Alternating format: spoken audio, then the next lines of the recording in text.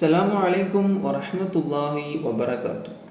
ആമിന, എനിക്കൊരു കാര്യം നിന്നോട് പറയാനുണ്ട്. നീ വിഷമിക്കരുത്, ദുഃഖിതയാകരുത്. അബ്ദുള്ള സ്വരം താഴ്ത്തി ഭാര്യയോട് പറഞ്ഞു. ആമിനയ്ക്ക് അതിശയം തോന്നി. എന്താണ് ഇത്ര പ്രധാന കാര്യം? കാഫില പുറപ്പെടുകയാണ്, ഞാനും കൂടെ പോകുന്നു. ഞാൻ നിന്നോട് യാത്ര ചോദിക്കുകയാണ്. ഞെട്ടിപ്പോയി. യാത്ര ചോദിക്കുകയോ? വിവാഹം കഴിഞ്ഞിട്ട് ഏതാനും ദിവസങ്ങളെ ആയിട്ടുള്ളൂ, കണ്ടു കൊതി തീർന്നില്ല. അതിനിടയിൽ ഒരു യാത്ര. വെളുത്ത മുഖം ചുവന്നു, അവിടെ ദുഃഖം തളം കെട്ടി നിന്നു.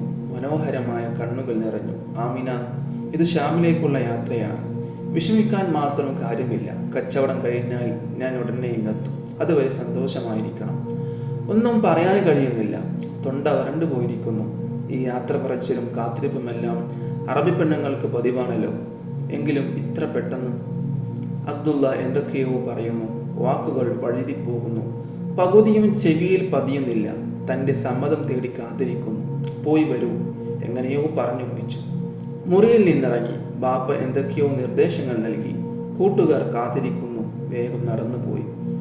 ആ നടപ്പ് നോക്കി നിന്നു ആമിന. നടന്നു കണ്ണിൽ നിന്ന് അകന്നുപോയി. ഒരു നെടുവീർപ്പ്, ഒരു തേങ്ങൽ. ദുഃഖം സഹിക്കാതെ ആ പെൺകുട്ടി കരഞ്ഞുപോയി. കാഫില പുറപ്പെട്ടുവെന്ന് പിന്നീട് അറിഞ്ഞു. ആരവം കേൾക്കാമായിരുന്നു. പൊടിപടലം അകന്നു പോകുന്നതും കണ്ടു. കാഫില പുറപ്പെടുന്നതും വരുന്നതുമെല്ലാം മക്കയിൽ വലിയ വാർത്തയാണല്ലോ. കാഫിലക്കാരുടെ ഇനിയുള്ള ദിനരാത്രങ്ങൾ മരുഭൂമിയുടെ മധ്യത്തിലാണ്. മരുഭൂമിയിലെ കൊടും ചൂടും മണൽക്കാറ്റും സഹിച്ചു യാത്ര ചെയ്യണം. ദിവസങ്ങൾ കടന്നുപോയി. ആമിന എല്ലാ ദിവസവും ഭർത്താവിന് വേണ്ടി പ്രാർത്ഥിക്കും. പുറപ്പെട്ടിട്ട് എത്ര ദിവസമായെന്ന് കണക്ക് കൂട്ടി നോക്കും. തൻ്റെ പ്രയാസങ്ങൾ അബ്ദുൽ മുത്തലിബിന് മനസ്സിലാകുന്നുണ്ട്. ഇടയ്ക്ക് ആശ്വാസവചനങ്ങൾ ചൊരിയും നല്ല മനുഷ്യൻ.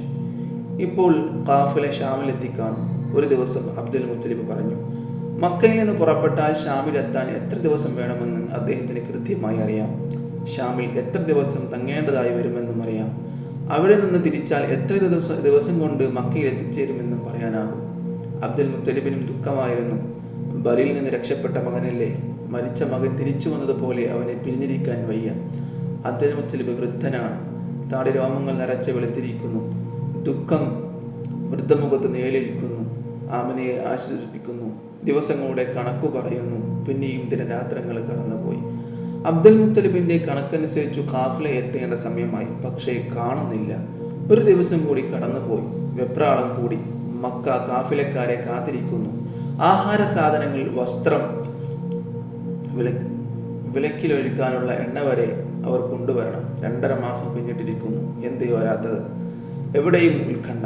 മക്കയിലേക്ക് നീണ്ടുവരുന്ന പാതയിലേക്ക് കണ്ണും നട്ടിരിപ്പാണ് പലരും. ചില യാത്രക്കാർ വരുന്നത് അവ്യക്തമായി കണ്ടു. കാഫിലക്കാരുടെ ആഗമനം അറിയിക്കാൻ വേണ്ടി ചിലർ നേരത്തെ എത്തും. മക്കക്കാർ നോക്കി നിൽക്കി അവർ അടുത്തെത്തി. കാഫിലയിൽ പോയവർ തന്നെ.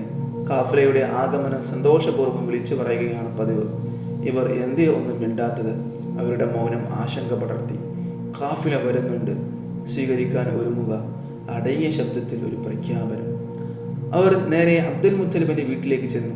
ആളുകളും പിന്നാലെ കൂടി. ആഗതരെ കണ്ടപ്പോൾ അബ്ദുൽ മുത്തലിബിന് ആശ്വാസം. കാഫില ഇങ്ങെത്തിയല്ലോ. പക്ഷേ അവരുടെ മൗനം, മുഖത്തെ ദുഃഖഭാവം. വൃദ്ധന്റെ മുഖത്ത് വെപ്രാളം, ഉത്കണ്ഠ.